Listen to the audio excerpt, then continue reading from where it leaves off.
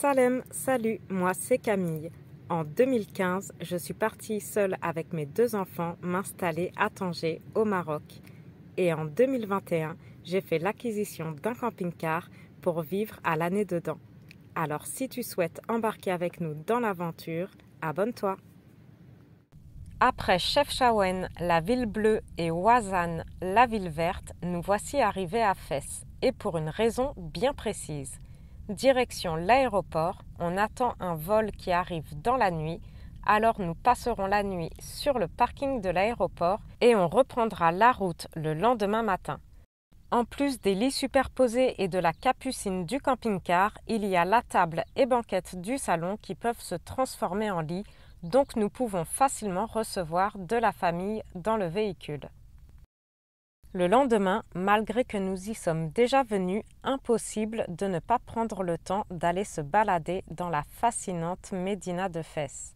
Entre ses richesses architecturales, ses magnifiques monuments, son histoire et son passé, cela fait de Fès la capitale culturelle du Maroc.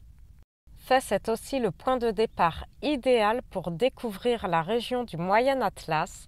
Alors, après cette promenade dans les ruelles de la Médina, je vous embarque avec moi à Ifrane, Azrou, la station de ski Michlifen et la cascade de Sefrou. Si vous êtes de passage à Fès, ne manquez surtout pas le quartier des tanneurs et le spectacle assez extraordinaire des tanneries que vous pouvez découvrir dans la vidéo dont je vous remets le lien ici en haut dans le petit i. De nombreux lieux sont à voir dans cette immense cité millénaire. Et pour cette fois-ci, c'est la Médersa Bou Inania que nous allons visiter. Construite au milieu du XIVe siècle et magnifiquement restaurée, c'est la plus vaste et la plus somptueuse Médersa de Fès. Le sol de la cour est dallé de marbre. Sur les murs, la blancheur des stucs éclate et contraste avec le cèdre sculpté. Les piliers qui supportent la galerie recouverts d'œufs éliges. Les fenêtres qui s'ouvrent au premier étage sont celles des chambres des étudiants. Au fond de la cour se trouve la salle de prière par laquelle on accède par 2 ponceaux de marbre. On quitte la Médina pour prendre de la hauteur, non loin des tombeaux mérinides, où l'on a une superbe vue sur Fès El Bali et le nouveau Fès à droite parsemé de taches de verdure. Puis c'est en s'éloignant encore que nous trouvons un bel endroit au calme pour passer la nuit, avec toujours cette vue sur la ville. Le lendemain, nous nous rendons à 80 km au sud de Fès, direction la petite Suisse du Maroc et vous allez vite comprendre pourquoi. Changement de décor, changement d'ambiance, Ifrane a quelque chose d'insolite avec ses hautes cheminées, ses toits de tuiles, les maisons entourées de jardins noyés dans les arbres. Cette petite ville ne ressemble à aucune autre du Maroc. Perchée à 1650 mètres d'altitude, Ifrane est agréable à toute saison. Amateurs de calme et d'air pur, vous vous y plairez particulièrement, ainsi que les randonneurs, pêcheurs et chasseurs, et bien sûr les skieurs, puisque la station de Michlifen est proche et facilement accessible depuis Ifrane.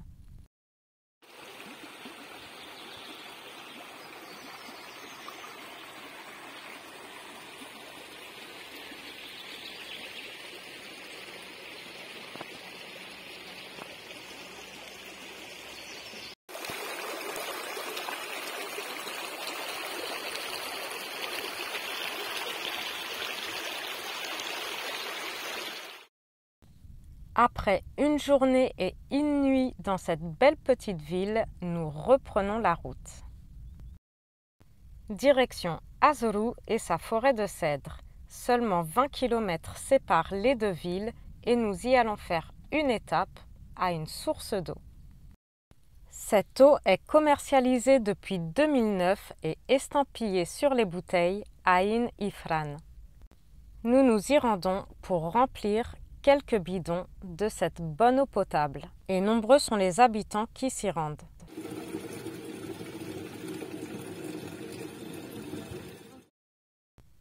La route nous offre un magnifique panorama sur les montagnes du Moyen Atlas, puis s'élève rapidement jusqu'à la forêt de cèdres où nous passerons 2 nuits entourés de macaques de Barbarie.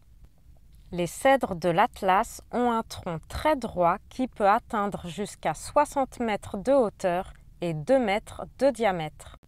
La longévité du cèdre est grande et les sujets âgés de plus de 2 siècles ne sont pas rares.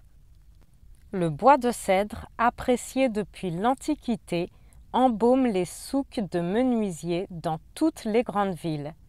Ébénistes et charpentiers l'emploient et on sait le parti que les sculpteurs en ont tiré dans les palais, les médersas et les mosquées pour la décoration.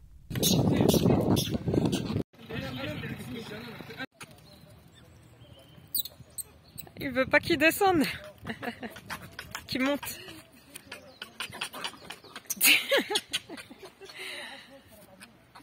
Il est trop petit, ils veulent pas le laisser monter tout seul.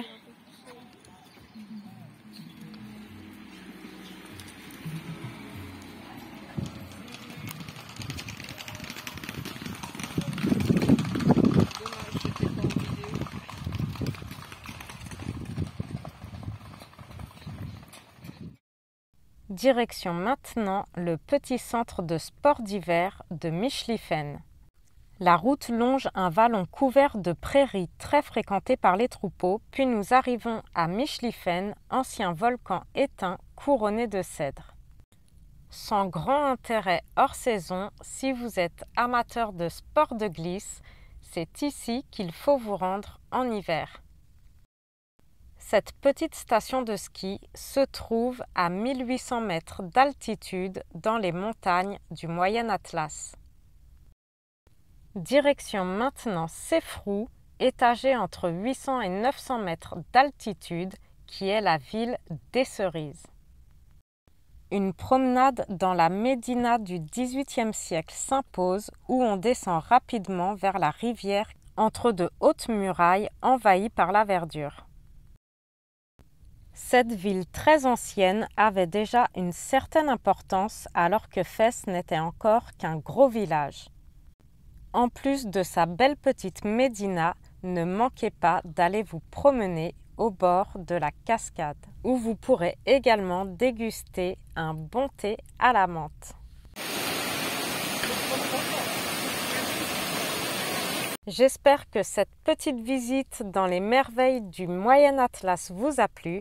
N'oubliez pas de liker la vidéo et de la partager et à bientôt pour la prochaine vidéo.